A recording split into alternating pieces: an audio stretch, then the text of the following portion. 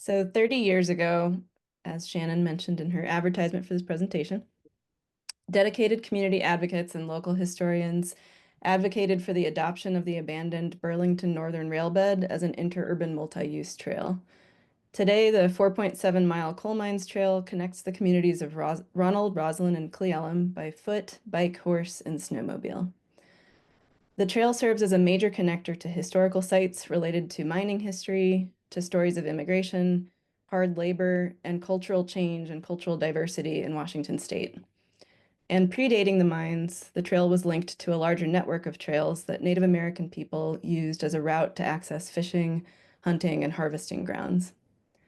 Today, with the mine portals sealed and tangible evidence of the past no longer very visible, the railbed serves as an access point for people to connect with history and imagine how immigrants, the African American community, Native Americans, and others' lives were shaped by the events that happened along this trail. Project vision: to preserve and share the rich history of the region by telling stories about the diverse cultures and individuals who have traveled this trail.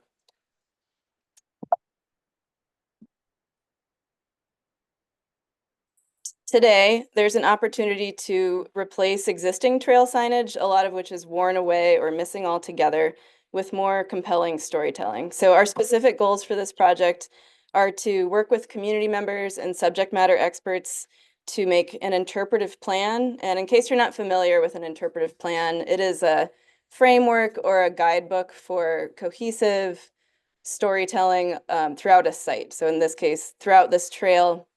But we're also hoping that this plan will be useful for telling stories about other places in the area. So once we have clear themes and stories and a clear description of the audience and things like that established, we're hoping that people can pick up with this plan and run with it for future purposes. We also want to improve storytelling and communication of themes through signage. And our signs are going to feature historic photographs, maps, and QR codes linked to recorded oral histories. We aim to increase visitors' interaction with history. So we want people to learn more about history along this trail, and then hopefully they'll, be curious enough to dig further into stories that they've learned on the trail at home, online. Maybe they'll even get involved in historic preservation as a result of going on this trail. And our team sees this revitalized trail as a really important means of helping younger generations in particular. So young people who might not remember when coal was an important fuel source, or who might never have an opportunity to talk to old timers about the past, to help them connect with this history. We also want to reduce trespass and conflict. So as you know, a lot of the mine sites are on private property. We want to make sure that people are respectful of that people know what can and can't be accessed, and that the rules of the trail are clear. So what Studio Understory will deliver as a result of this project is, again, an interpretive plan that'll be developed through multiple community planning sessions, 2 new trailhead kiosks that will be built based on a beautiful design by local architects Mark Keller and Annalise Aldrich, 4 new trailhead signs or panels with maps and historical context that'll orient people both to the physical trail and also to the history that we're telling, and 20 interpretive signs providing storytelling around specific events and people. And also, 17 of those signs are going to be similar in scope to the sign that you see on the screen, so kind of a smaller size. This is from a project that I led recently. And then 3 larger signs will be installed at sites that deserve more in-depth interpretation. For example, possibly the number 3 mine site, which, as you know, has important stories associated with it about the strike break and Black history. And all of these 20 signs will include custom graphic design, photos from different local archives that we will very carefully select, and clips from relevant oral histories, and potentially also illustrated elements if we feel like that's an important way of telling the story. How big is that in real life? Yeah, good question. I don't remember the dimensions off the top of my... Like 10 by 12? Yeah, 10 it's roughly by 10 by 12, so like that. Yes, they're small. Yeah, they're petite. One thing that we heard in kind of early conversation, one thing that we heard in early conversations about this project is that people didn't want to overwhelm the experience of just being on the trail with tons of big designs. So we want to respect that, and we agree with that. So that's part of the reason for making most of the signs fairly small. So Understory will oversee the fabrication of the panels, the bases, and the kiosks, and Mountains to Sound will oversee installation with help from their volunteers, and with Nikki leading that effort. So thinking about sites to place interpretation at and specific stories to tell, there are a lot of really good resources available already for telling this history. So for one thing, there's this little guidebook developed in 2003, and I'm curious, can I see a show of hands for anyone who actually worked on this? Okay, so maybe just one of you. Um, and have most of you seen this guidebook before? You know it exists? Okay. So this was put together by Mountains to Sound, the city of Cle Elum, the city of Roslyn, and Kittitas County, and it has photos and text related to 20 sites along the trail. And you can obviously walk with this on the trail and learn more about those specific sites. But again, a lot of those old signs are gone, so it doesn't really function very well anymore. And then more recently, college students at Central worked with Mountains to Sound to create an online story map, which is based off of this little book. I was going to pivot to that screen and show you that story map because it's very cool. You can pan around to different sites on a digital map, and images and text pops up, but it was quite a feat to get the technology to where it is right now. So we're not going to mess with that, but Maria will show it to you later. Okay, so how might this existing content be expanded upon? There are important aspects of African American history associated with the trail, and as I mentioned, it's also significant to tribes. And you know, a lot of visitors and even residents don't necessarily know about that history, so we're really excited to make that be part of the story. So we're bringing in Ryan Anthony Donaldson, who's a historian with family connections to Roslyn's Black community, and Noah Oliver, who's representative of the Yakama Nation. And we have time and funding built into this project to consult with them to make sure that this interpretation really accurately reflects, again, the diverse cultures associated with the trail and with the story of Roslyn and Ronald and Cle Elum. So I wanted to share just a couple of examples that Laura, my business partner, and I have led that are relevant to this project. These signs are from a project that I led in California for a nonprofit focused on historic preservation and land management. And that nonprofit manages a site in the mountains outside of San Jose with lots of layers of history from different communities who have lived there. So millionaires built mansions on this site in the 1800s, and then the site was adapted by a Jesuit college. And now mansion remnants are being restored as bat habitat.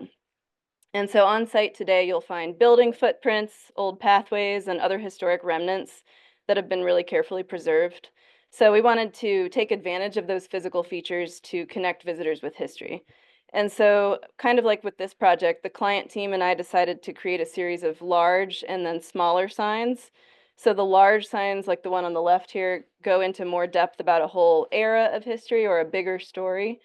And then the smaller signs, like the one at bottom right, connect people with a feature that's right in front of them, like a building footprint. And this was a successful project in that the client really liked it, the visitors really liked it, and that's because without this interpretation, a lot of the site features would have just been sort of abstract and kind of hard to connect with. This sign is from a series that Laura led for Delaware State Parks. It's about clay mining in Delaware. And as you can see, it features historic photos as well as several accessible components. So there's a bronze tactile map, there's Braille text, and there's a QR code linked to digital content. And we're not planning on using bronze or Braille in our project, but we are going to use QR codes that link to oral histories. So I thought we could try out how that works now, which is why that giant QR code is on the screen. So we're just going to take a couple minutes to try this out. So if you have your phone with you, you can take it out and open up your camera. I'm sure a lot of you know how this works, but maybe not everybody in here has done this before. And hover your camera over the QR code like you're going to take a picture of it.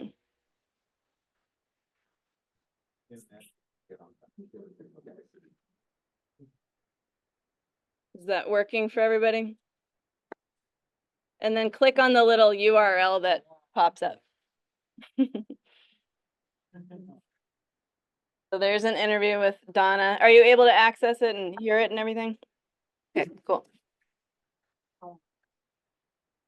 Oh, okay. So what it is an interview with Donna Willits, which I did not listen to very much of, to be honest. But Maria thought you guys would appreciate that interview in particular. So, a little bit about our process of creating these signs. So we start with interpretive planning, which again is all about clarifying things like themes, stories to tell, the audience, how to communicate with that specific audience, and that sort of thing. Then we create a concept sketch, like the one on top right, which just gives everybody a visual understanding of how things are going to be organized, kind of the scope of what can fit on a sign, ratio of text to imagery, things like that. We can have a conversation about that and get feedback. And then we develop the design further, including draft text and more refined designs. And then we, eventually make a final design and then we get it fabricated. And you notice that there are audience research opportunities kind of peppered throughout this process. And that's because we as a group and also my company feel like it's really important to gather audience feedback along the way so that we know, things like what people are really interested in, misconceptions people have. And then later on in the process, we can use prototypes of signs to put out on the trail. This is just an example. I'm not necessarily saying we're going to do this, but we can test things out is the point so that people can, give feedback along the way. We think that's really important. Other elements of this project include lots of project management, both from me and also from Nikki representing Mountains to Sound. So we will be facilitating public input. Nikki will be doing grant reporting, handling contracts and agreements, and financial administration. And we will all kind of be sharing the coordination with historic partners. We also have a great opportunity to connect this interpretive trail with local school curricula so that it's conducive to field trips. And we're excited about the fact that, again, once this project is underway and finished, there's a lot of opportunity for just connecting with other organizations like the Washington Historic Society Museum, which actually has an exhibit about the number 3 mine and the strike break, right? And number 7 Hill, the Roslyn Museum, and Coal Miners Memorial. So, hopefully the interpretive plan and just other aspects of this project will kind of help with other efforts.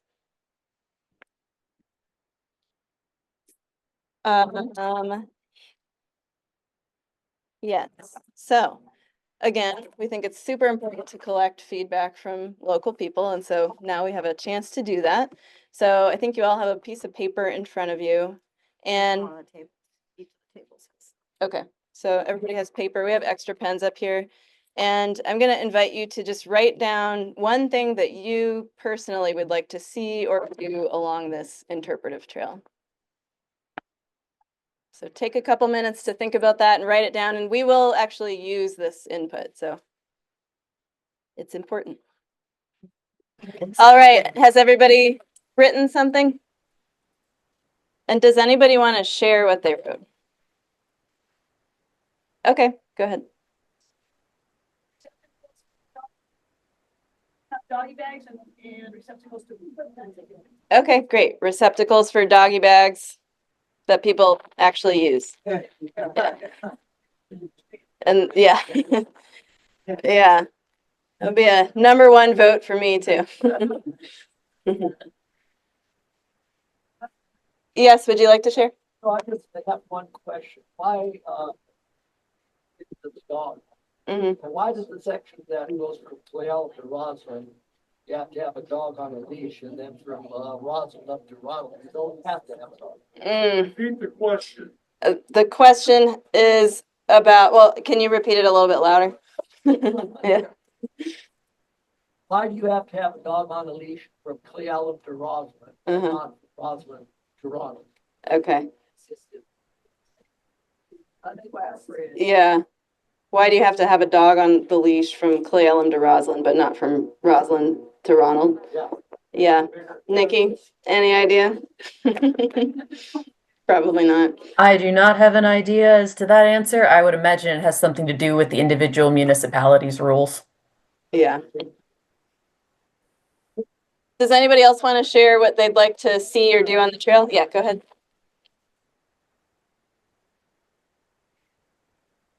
The trail, that if you say, find this, Mm-hmm. and so the kids will have a chance, smaller one, so it gets them, yeah, kind of like that. Uh-huh. Look, you know, it's kind of like the calendars with the mice in it or something. Yeah, yeah.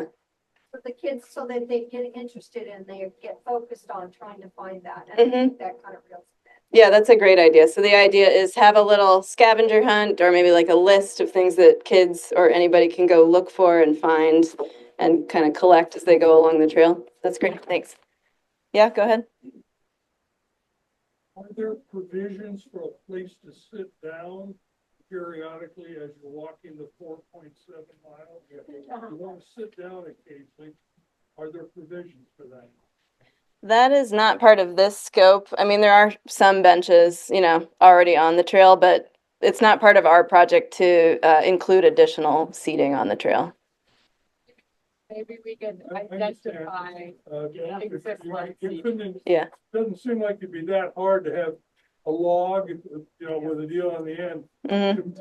Not expensive and not complicated. I'm submitting that as just an idea. Sure. To prove it Yeah. for older people like myself. Yeah, no, it's a fair idea. A lot of times ideas like that come up during interpretive planning and we just make notes about that and we can make recommendations to the Coal Mines Trail Commission or other people.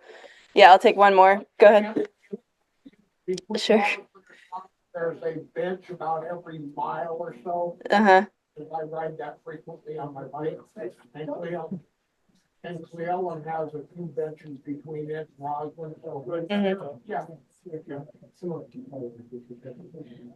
All right. Thank you all for sharing your ideas. And you can just leave your ideas at your place and I will collect them before I go. And with that, we have, well, Nikki, you were gonna present a little bit too, right? Well, I was asked to join the call in case folks had questions specifically about the contracting process or, you know, what kind of um, uh, coverage is provided to volunteers participating in the installation, generally any kind of Q&A, just to help with any Q&A they may have from you as well, Angela. Mm-hmm. Okay.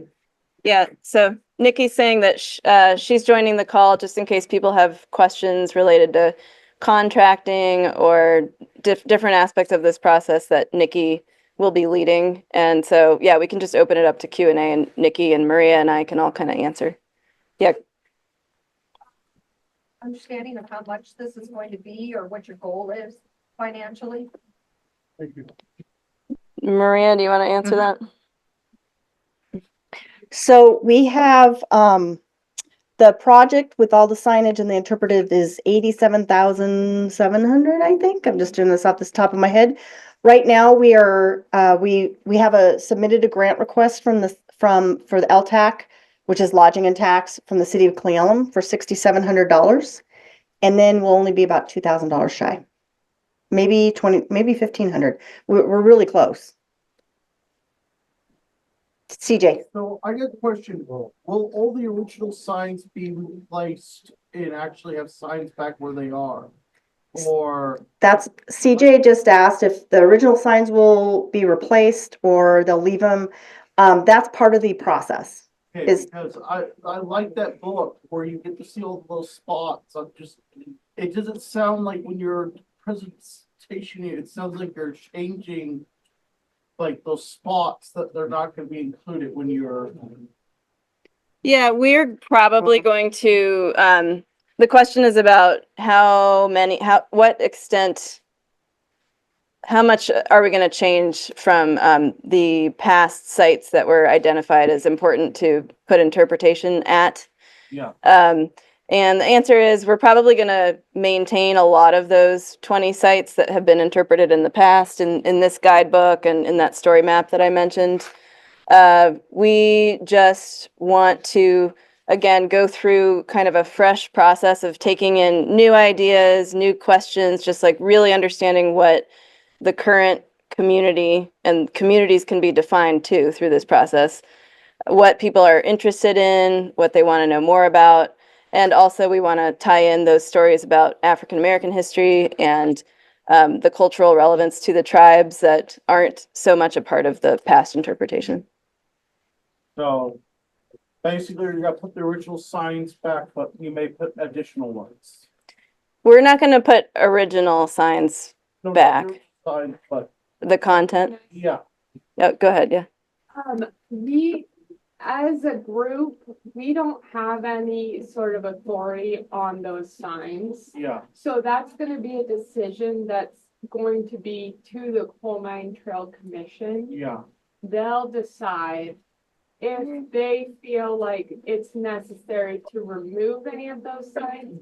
And I'm guessing they'll have to do a little bit of an inventory of what is even left and if Yeah. some of them are, are really pretty much gone. But if there's some, like some that are closer into Roslyn that aren't really disturbed at all, yeah, I don't know that they'll remove them. yeah. Um, I know the signs are originally gone, but I thought you were gonna replace those signs. so the idea is, well, the map that we have, the original 20 sites that we have, Yeah, that's the basis for a lot of what we're going to do. Yeah. So we want people to be able to find and see those same sites. yeah, So something like the mule barn, yeah, we're going to start with that framework. yeah, And we're gonna take community feedback and see if there's any reason why that needs to change. The reason you're not getting a clear answer is because you haven't done the process yet. okay, that's what I'm trying to ask. Yeah. So when we go through the process, Mhm. it's possible there might be a little change. That's why I don't want to say nothing's going to change. Mhm. That's the guiding light, Mm-hmm. Yes, are those sites. and that's what I was asking because are we going based off the thing or are we just creating a whole new? No, Yeah, we're using that, This. certainly we're Yeah. using that as a backbone. yeah, Mhm. Mm-hmm. Yeah. Timeline. Yeah, we've drafted a timeline, which basically has us taking about a year to go through all of this. And so we're anticipating starting pretty soon, like hopefully in the next, within the next month, let's say. So, yeah, hopefully it would be, well, for one thing, fabrication can sometimes be unpredictable in terms of like the sign manufacturer's schedules. We don't have control over that, but hopefully it'll take about a year to get it done. Anybody else? Mm-hmm. Black history you're talking about. There was a cemetery in Ronald. Mm-hmm. There be a sign designating where the cemetery was. That's a good question. So she said there was a black cemetery in Ronald, so wondering if there will be a sign designating where that was. Yeah, that's a good question, and that would be part of the process. Just bringing things like that up would be really important for us to know, because even if there's not a sign, we can at least maybe let people know that it exists or did exist. Linda? Question, I'm not sure people want the world to know that it exists up there somewhere. Mm-hmm. It's up behind the Roslyn's or Ronald store. But It's not a well-known thing. Yeah. So I don't know why Uh-huh. that is the case. But we have to be sensitive to some of that stuff. too. Yeah, definitely. Sensitivity to historic sites and making sure that we're not just directing people to go, traipse all over culturally significant or sensitive places. Yeah. Then the Black Cemetery was up there, it no longer exists. When that land, when that area was developed, that slag pile that was there besides the normal rock dump was plowed over that whole area, and that cemetery is under probably 20 feet of bull slag. Right, Mm. I know, but even so, I've heard rumors that they don't want to tell anybody where it was, so. Mm. Probably not. There's reasons. I mean, Yeah. it's an ugly thing that happened, Yeah. Yeah. I don't know. But that's part of the process. It's part of the, yeah, and hopefully we could ask, legacy African American community members whether they want to let people know about it or what they want to say about it or not. Yeah. And yeah, this is why it's so important to talk with all of you, because I know you all know a ton about this history. So thank you for sharing it with us. All right. Well, it's probably the end of the time that I have, so. Okay.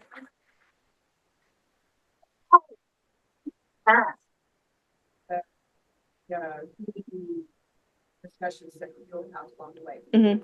How will we know, do you have any idea now, how will everybody in the community will know when those meetings are, or to meet, voice? Or Yes, well, no, I don't know yet how we're going to advertise but we will figure that out. Yeah. Yeah, that'll be a thing to figure out. Probably, and I don't know if it's going to be like surveys yet or what form different things might take. So, yeah.